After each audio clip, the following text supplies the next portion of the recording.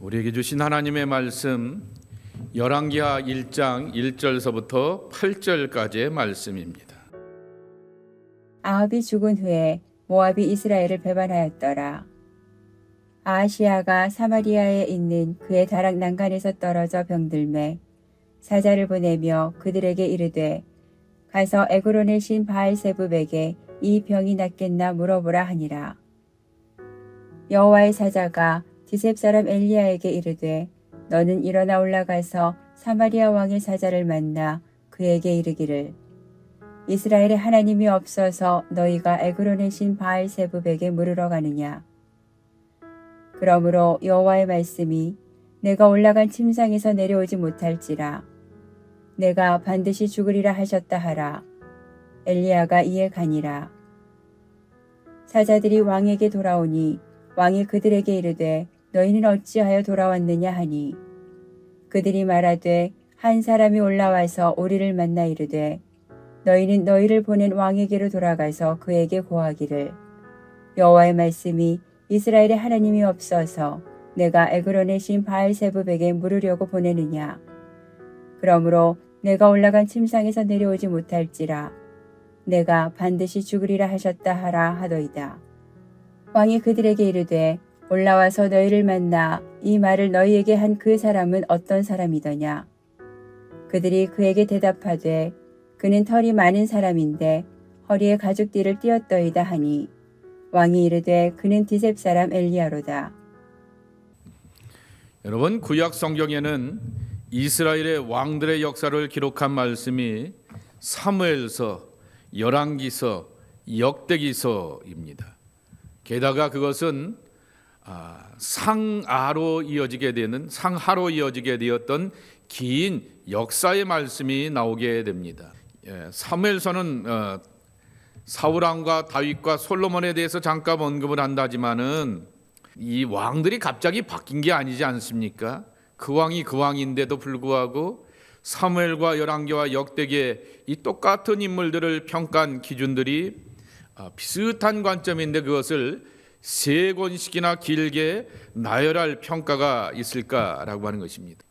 요새 한국 사회도 사관의 문제를 가지고서 시끄러운 것을 보게 되는데 신앙은 사관의 문제입니다. 지나온 삶의 역사를 어떤 믿음의 관점과 삶의 관점을 가지고서 이해하는가라고 하는 것입니다. 그래서 독일에서 나오게 되었던 유명한 이 표현이 하나 있게 됩니다. 인류 역사는 구속사이다라고 말하게 됩니다. 이 구속사라고 하는 독일어로 표현하게 되면은 하인리 게슈슈테라고 이렇게 말하게 되는데 높은 역사, 거룩한 역사, 인간의 생각과 뜻을 뛰어넘는 하나님의 역사라고 하는 그러한 뜻을 담고 있는 것입니다. 9월에는 열왕기서를 보게 됩니다. 하를 보게 됩니다.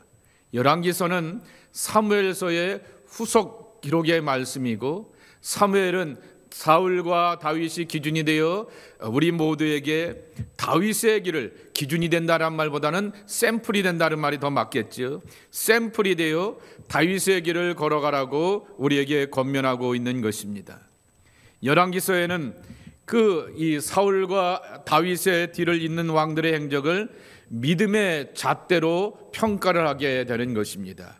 이것을 좀 전에도 말씀을 드렸던 신명기적인 사관 혹은 신명기적인 기준이라고 말하게 되고 더 쉽게 비춰줄 수 있고 놀이 되고 본이 되는 사람이 하나 있는데 다윗인데 다윗의 길을 가라고 북이스라엘과 남유다의 왕들을 향하여서 평가하고 있는 것입니다. 우리가 왕도 아닌데 왜 그렇게 왕들의 역사를 세 권씩이나 반복하여 또 반복하여서 살펴보아야 하는가라고 하는 것입니다.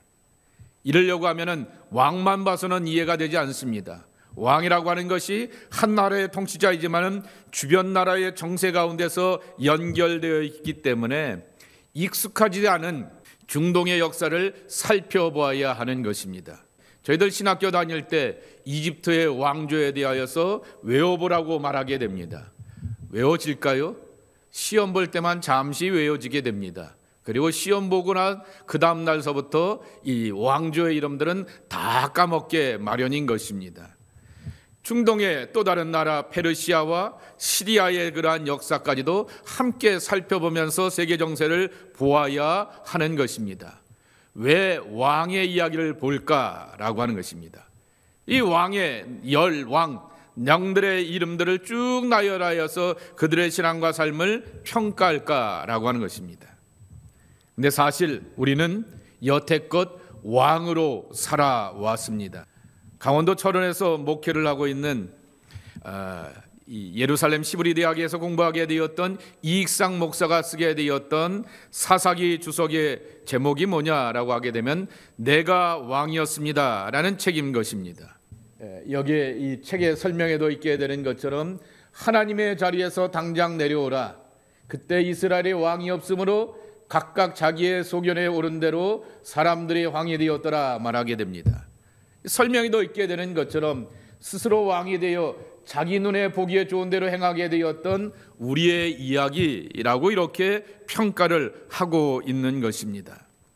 하나님의 백성들이 하나님 없이 살아오게 되었던 하나님 부재의 전형적인 삶의 모습이 사사기인 것입니다.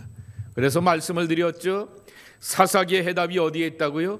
룻기에 있다 그랬습니다. 그리고 룻과 보아스가 결혼하여서 그 둘 사이에서 낳게 되었던 아들의 이름을 오벳이라고 짓게 되었습니다. 하인, 머슴, 종이라고 하는 뜻입니다. 여러분이 여러분의 아들을 너는 종이다라고 짓고 싶겠습니까? 머슴이다라고 이렇게 천박하게 짓겠습니까? 그럼에도 불구하고 룻과 보아스 사이에서 태어나게 되었던 아이의 이름을 종이라고 하게 되었던 것은 일평생 여호와의 종이 되어서 겸손과 진실로 나아가라라고 하는 것입니다. 어제 교회에서 골프대회가 있지 않았습니까? 유명한 분이 이렇게 말을 하게 되는데 그 표현이 좀 거칠고 쌍스러워서 제가 반응을 하지 않게 되었는데요. 누가 자꾸만 탑볼이 난다라고 이렇게 얘기하길래 한마디 해주려다가 입을 꾹 다물었습니다. 신앙과 골프는 대가리를 쳐들면 안 돼라고 하는 유명한 표현이 있습니다. 머리라고 하는 말을 쓰지 않고 꼭 대가리라고 하는 말을 쓰게 되어서 안 쓰게 되었는데 신앙과 골프는 머리를 들면 안 된다라고 하는 거죠. 끝까지 쳐다보고 끝까지 머리 숙여 있어야 한다라고 하는 것을 그런 거칠은 표현을 쓰게 되었던 것입니다. 이스라엘 사람들이 왕으로 살아오게 되었고 오늘 우리 시대의 사람들이 왕이라고 하는 것입니다. 열왕기에 나오는 왕들의 선택과 판단의 이야기는 오늘 내가 살아가는 나의 삶의 이야기라는 사실인 것입니다. 그런데 여기에 분명히 기억해야 될 것은 열왕기 상과 하에 보게 되면 누구 이야기가 더 많은지 아세요? 열왕, king, 영어로 하면은 kings라고 이렇게 나와 있게 되었던 이 열왕기에 보게 되면 왕대 이름들을 쭉 소열하게 되는데 더 많은 부분을 차지하게 되는 것은 엘리야와 엘리사의 이야기라고 하는 것입니다. 열왕기 하에는 2장 말씀에 보게 되면은 엘리야가 승천하게 되고 그의 제자였던 엘리사의 많은 기적의 이야기가 큰 부분을 차지하고 있는 것을 보게 되는 것입니다. 뭘 가르쳐 주실까요? 엘리사는 야고보서의 말씀과 평가의 대로 우리와 같은 똑같은 성정의 사람이라 말하게 됩니다. 저도 여러분들도 갖고 있는 그 성품과 됨됨이를 엘리야와 엘리사가 그대로 갖고 있게 되는데 살아계시는 하나님의 많은 이적과 능력을 그들이 보여주고 있게 되는데 오늘 도대체 우리는 엘리사와 엘리야처럼 하나님을 찾아가고 있는가? 아니면은 오늘 아시아 왕이 자기 삶의 고민과 위기 가운데서 이 바알세불을 찾아가게 되었던 그 불신앙의 모습을 보게 되면서 우리가 하나님을 찾고 있는가라고 하는 그 이야기를 들려주고 있게 되는 것입니다. 그래서 저는 이렇게 말을 만들어 보았습니다. 기적의 시대에 엘리야 시대, 엘리사 시대는 기적의 시대입니다. 기적의 시대에 혼돈을 선택하지 말라라고 하는 것입니다. 엘리야와 엘리사 시대가 기적의 홍수를 경험한 세대라 말하게 되는데 왜 우리는 이 시대의 우상의 홍수를 쫓아가고 있는가라고 하는 것에 대하여서 물어보자라고 하는 것입니다. 여러분 구글에서 찾아보게 되면은 이스라엘의 왕들의 족보 혹은 이스라엘의 왕들의 연대기라고 하는 것을 찾아보게 되면은 왕의 이름들이 쭉 나오게 됩니다. 그런데 아시아라고 하는 동명이인이 남유다에도 이렇게 왕이 있게 됩니다. 엘리야와 엘리사는 잊지 마십시오. 남쪽에서 예루살렘 성전이 있는 곳에서 활동한 것이 아니라 북이스라엘 사마리아 지역에서 활동하였다라고 하는 것이죠. 그러니까 상당수의 예언자들과 선지자들은 성전에 머물고 성전 주변에 살면서 성전을 중심으로 하나님의 말씀을 예언하게 되었는데, 물론 사마리아에서 사마리아 성전이 있게 되었지만은 거기에 머무르지 않게 되었고, 그리고 그들은 일상 가운데서 행하였다라고 하는 것이죠. 그래서 엘리야와 엘리사가 왜 탁월하느냐라고 말하게 되면은 성전에 머물며 기적을 행한 것이 아니라 일상의 삶의 자리 가운데서 살아가는 삶의 이야기 가운데서 그들이 하나님의 기적을 베풀게 되었다라고 하는 것입니다. 아시아, 이 북이스라엘의 8대 임금입니다. 여러분 혹시 스크린에 잘 보이는지 모르겠어요. 그 보시게 되면은 쭉 이스라엘의 역사들이 나오게 됩니다. 그리고 또한 성경이 어떻게 연대기 가운데서 기록되었는가라고 하는 것을 찾아보게 되는 것입니다. 솔로몬 때 사무엘하와 열왕기가 나오게 되고요. 열왕기 상하에 보게 되면은 왕들의 이야기가 나오게 되는데 북이스라엘의 왕들의 이야기, 남유다의 왕들의 이야기가 나오게 되는 것입니다. 에스라와 느헤미야는 이제 바벨론 포로 위에 역사가 나오게 되는 것이죠.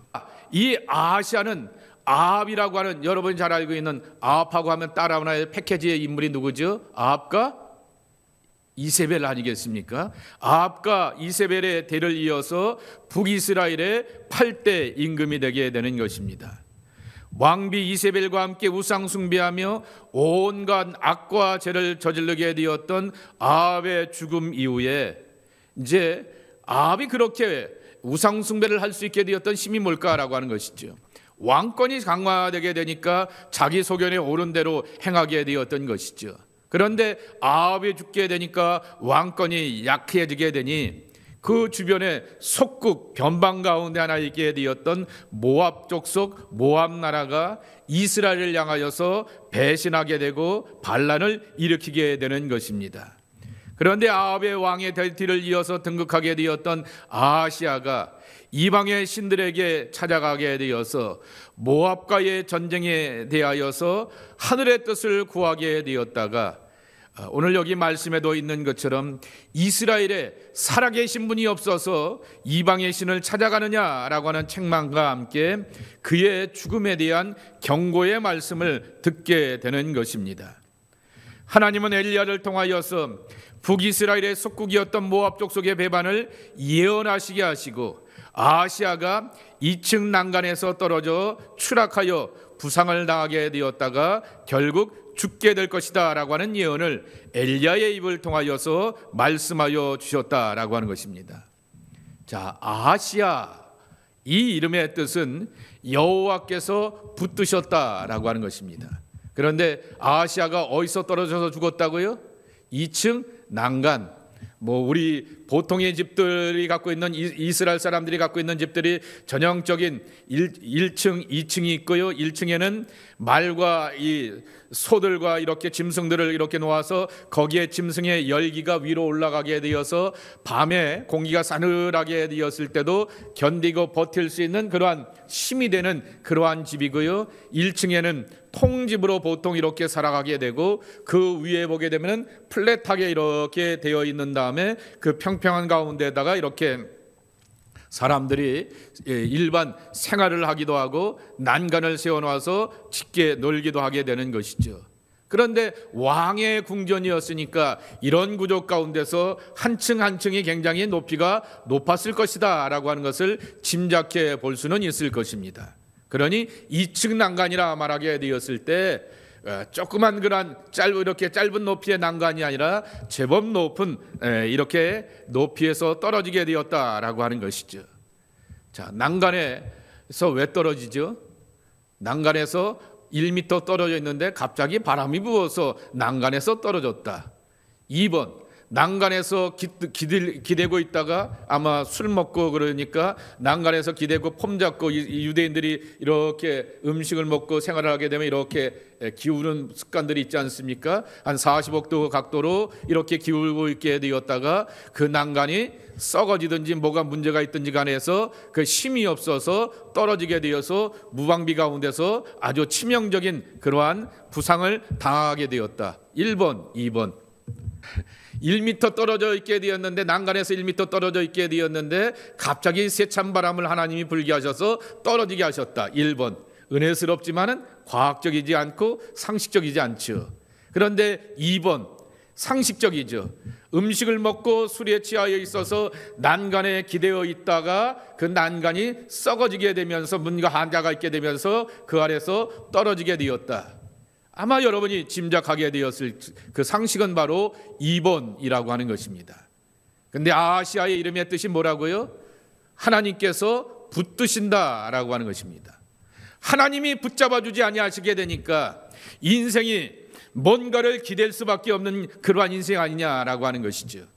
아하시아가 오죽 답답하였으면 자기의 힘으로 능으로 이 모압 족속의 배반과 반란을 풀어가지 못하게 될 것 같아 보이게 되니까 누군가를 찾아가게 되어서 우리가 이 전쟁 가운데서 이길 수 있겠습니까? 라고 하면서 하늘의 뜻을 묻는 신탁을 그렇게 구하게 되었는데, 여러분, 하나님께 붙잡히지 않고 기대지 않고는 결국 속절없이 몰락할 수밖에 없는 것이 연약한 인생이다라고 하는 것을 아하시아가 가르쳐주게 되는 것입니다.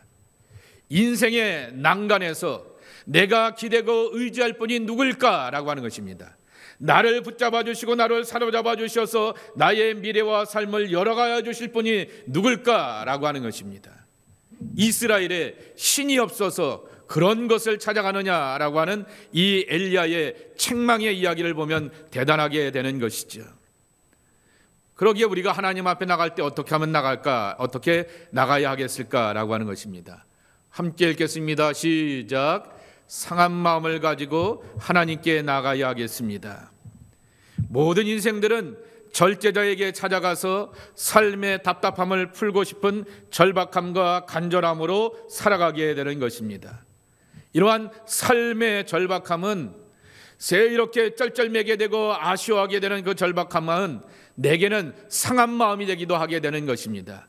누구한테 비아냥거림을 당하기도 하게 되고요, 업수의 여김을 받기도 하게 되고요, 스스로가 나는 이것밖에 안 되는가라고 하면서 스스로에 대하여서 자존감이 그렇게 많이 상하는 경험을 하게 되는 것입니다. 그것을 우리는 상한 마음, 깨진 마음이라 이렇게 말하게 되는 것입니다.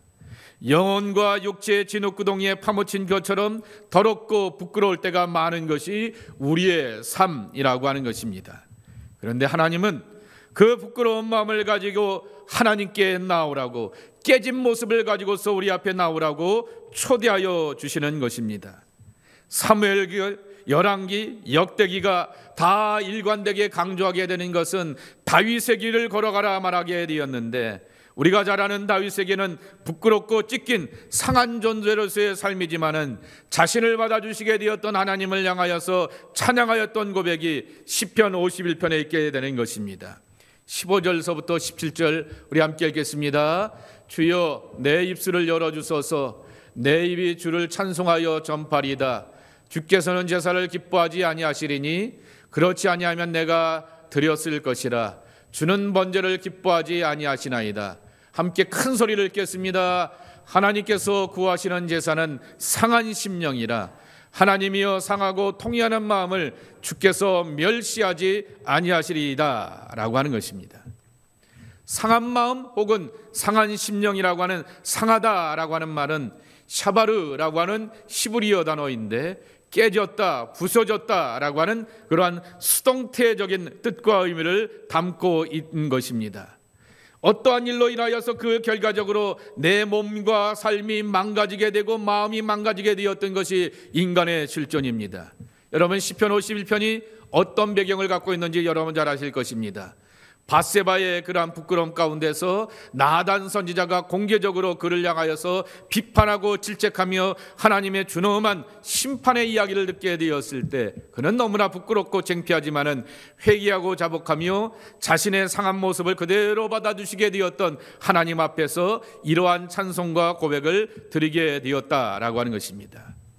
깨어진 내 모습 이대로 주 앞에 나올 때 고치시고 온전케 하시는 하나님의 사랑과 치유의 손길을 경험할 수가 있게 되는 것입니다. 두 번째로 어떻게 무엇을 가지고 하나님 앞에 나갈까라고 하는 것입니다. 함께 읽겠습니다. 듣는 자의 귀를 가지고 하나님께 나가야 하겠습니다. 엘리야가 이런 예언을 하게 되니 아하시아가 나중에 군대를 동원하게 됩니다. 그런데 신하들은 이 엘리야의 정체를 이렇게 말하게 됩니다. 그들이 그들에게 대답하되 그는 털이 많은 사람이라 허리에 가죽띠를 띄었나이다 라고 말하게 됩니다. 털이 많다라고 하는 이것 하나를 가지고서 아하시아가 이 엘리야의 정체를 밝히게 됩니다. 그는 디셉 사람 엘리야이다 라고 하면서 밝히고 있게 되는 것이죠. 여태껏 엘리야는 수많은 예언을 하게 되었고 하나님의 살아계심을 보여주게 되었습니다. 그것도 갈멜선상에서 왕이 보는 앞에서 그렇게 예언을 이뤄가게 되면서 하나님의 살아계심을 보여주게 되었던 능력 있는 그러한 종이었다라고 하는 것입니다. 그러니 아하시아도 이 외모 하나 이야기를 가지고서 몸에 털이 많다고 하는데 몸에 털 많은 사람이 지구상에 한 사람이겠어요? 그럼에도 바로 이렇게 엘리야를 끄집어낼 수 있다라고 하는 얘기는 엘리야에 대하여서 나름대로 자세하게 알고 있는 그러한 것이었다라고 하는 것입니다. 그러면 그런 기적과 능력을 행하게 되었던 엘리야를 찾아가서 매달리고 기도하며 하나님께 도움을 구하며 하나님께 역사해달라고 간절한 중보를 하며 나와도 시원찮은데 그런 것을 잘하는 그가 엉뚱하게도 거짓된 그러한 우상 앞에 가서 뜻을 구하고 숭배하게 되었던 그러한 모습인 것을 보게 됩니다. 그리고는 그는 읽지 않았게 되었지만 9절서부터 뒤에 부분에 보게 되면은 군대를 동원하게 됩니다. 왕의 군대, 측근 시대겠죠. 그 50부장과 함께 50명을 동원하여서 엘리야를 불러오려고 하게 되는 것입니다. 그런데 세 번씩이나 이 50부장과 50명의 군인들이 불에 타 죽게 되는 재앙을 경험하게 되는 것입니다. 그럼에도 불구하고 한 번도 아니고 세 번씩이나 반복하여서 이 재앙이 그렇게 아하시아 앞에서 이루어지게 되는 것입니다. 칼이나 창의 권위와 힘을 가지고 가게 되면 엘리야를 소환하여서 만날 수 있다라고 착각하게 되었던 것입니다. 그것 아니죠. 겸손한 마음을 가지고 상한 마음을 가지고서 그렇게 나가야 하는 것입니다. 그러면 이 모든 사람들이 비참한 최후를 맞이하게 되고 아하시아는 난간에서 떨어진 다음에 더 이상 회복되지 않게 되고 죽음을 맞이하게 되는 것입니다. 하나님께 나아가고 하나님의 뜻과 계획을 알 수 있는 유일한 조건을 여러분들 앞에 소개하겠습니다. 그것은 바로 듣는 마음이라고 하는 것입니다. 하나님의 뜻과 계획에 나 자신을 조정하고 순종하자 하는 그것을 성경은 듣는 마음이라고 말씀하여 주고 있습니다. 이 듣는 마음이 우리를 살리는 생명과 힘이 된다라고 약속하여 주고 있는 것입니다. 자, 요한복음 5장 25절의 말씀을 함께 읽겠습니다. 곧 이때라 듣는 자는 살아나리라.